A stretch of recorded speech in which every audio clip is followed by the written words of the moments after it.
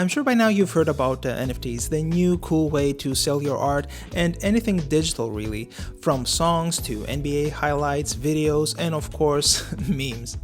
Obviously, I had to give it a try and see what it's all about, and I must say I wasn't disappointed.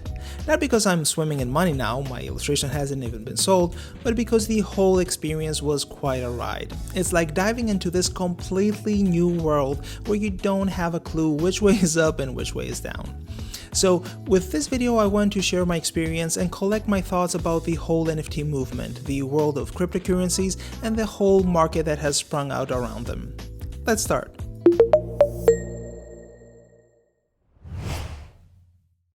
Of course, the first thing I would like to talk about is the whole process of posting your artwork on the blockchain.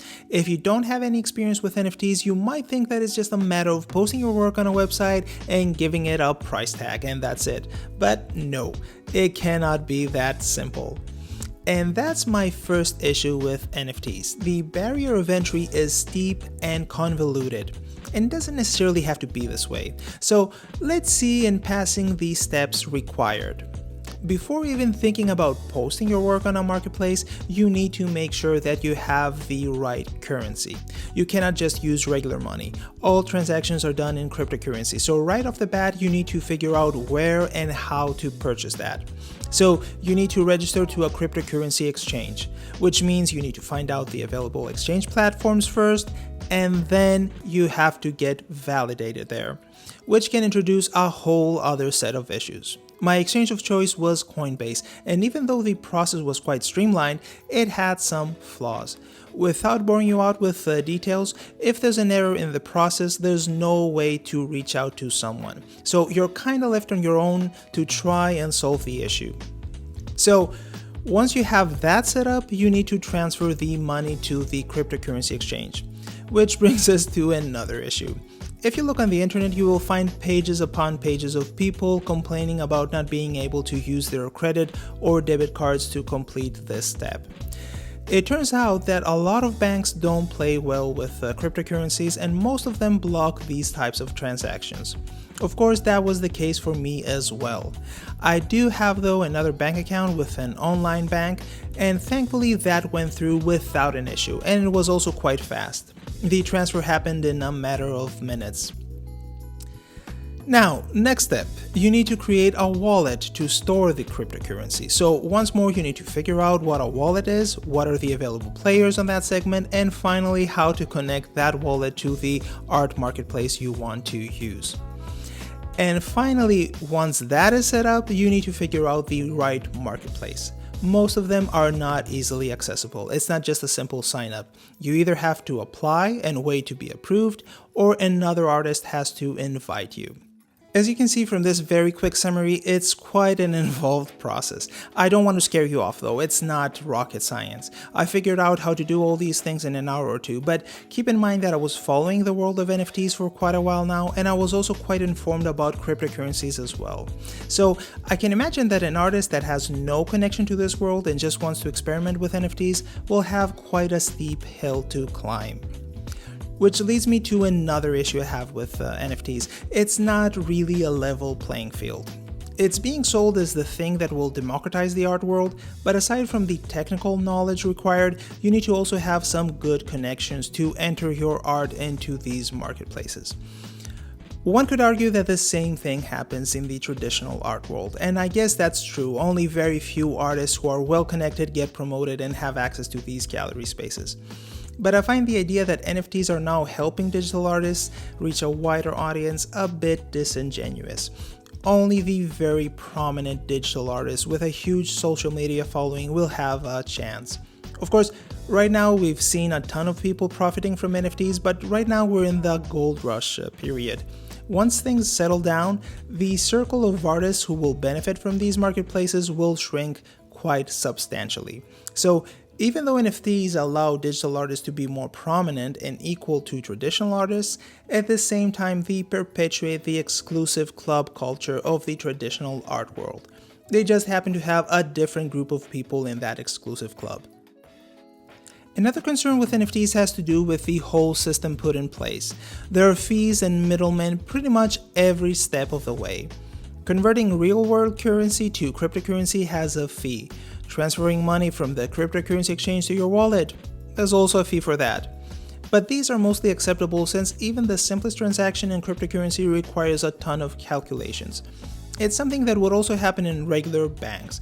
Where things get into the ridiculous territory are the fees incurred by the marketplace.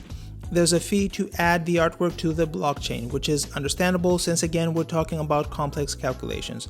But there's also a fee to put the artwork on sale on the marketplace.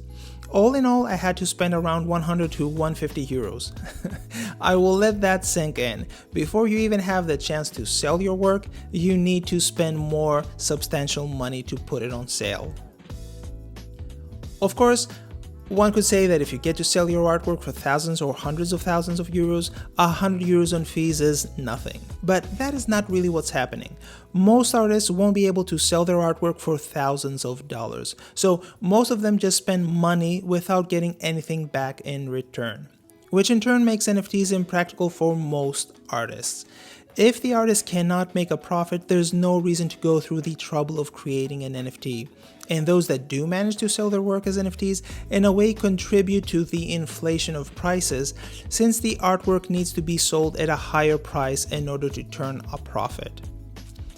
Overinflated prices, along with the fact that buyers see NFTs as the new trendy thing that can also in turn profit them, leads to this whole bubble we've witnessed the past few weeks and months.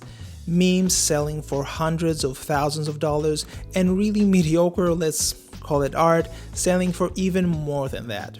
I think we will get to see this bubble burst soon, and once the dust settles, we will get to see a more curated marketplace with real artists and real artworks. One of the good aspects of NFTs is that with each resale, the artist gets compensated. With each resale, most marketplaces give a small cut back to the original artist, which is quite awesome compared to the traditional art world. There, once the piece is sold, the artist doesn't get to see any of the profits from resales. And since we're on the subject of money, there's a debate going on whether NFTs have any value in them. The file being sold can basically be accessed by anyone with a computer, so what's the point in spending money for it? The way I see it is that you basically get a signed copy from the artist who created the NFT, and it's also a great way to support your favorite artist. So it's a win-win situation. Artists get compensated for their work, and fans get to scratch their collector's itch.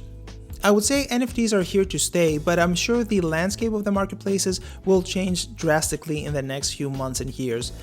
Of course, this is just an assumption, but I feel the marketplace as it is right now is extremely crowded and opportunistic. But aside from all these issues, there's a bigger one that tops everything else I covered, and that's the impact NFTs and cryptocurrencies have in the environment. The way cryptocurrencies are set up inherently pose a lot of environmental concerns. Traditional transactions like the ones we do in our everyday lives rely on a central entity that keeps track of the money spent and the amount of money each person has.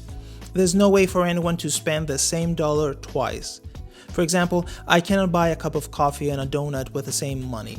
Once I spend my dollar on the cup of coffee, that dollar now belongs to the store I bought the coffee from. I need to spend another dollar to get the donut.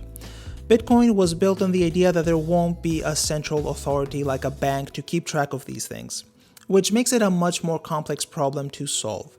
It's a noble idea, but at the same time, proof of work, which is the system that is used for mining Bitcoins, Ethereum, or NFTs, is incredibly energy inefficient. So, to validate transactions and ensure that there's no tampering involved, Bitcoin and other cryptocurrencies ask huge computer networks to solve a series of complex equations. Since modern computers can calculate things pretty fast, the network needs to set up a level of difficulty. So each time a new block is mined, the difficulty is adjusted. So it gets a little bit more difficult to solve the next block. As you can imagine, all these calculations require an immense amount of energy. We're talking about huge numbers here, numbers so big that when people hear them, they tend to dismiss them. According to Digiconomist, one Bitcoin transaction has the same carbon emissions as 778,523 Visa transactions. Other entities mirror the results and give similar numbers. Now going back to NFTs, the transactions there are the same as any cryptocurrency transaction.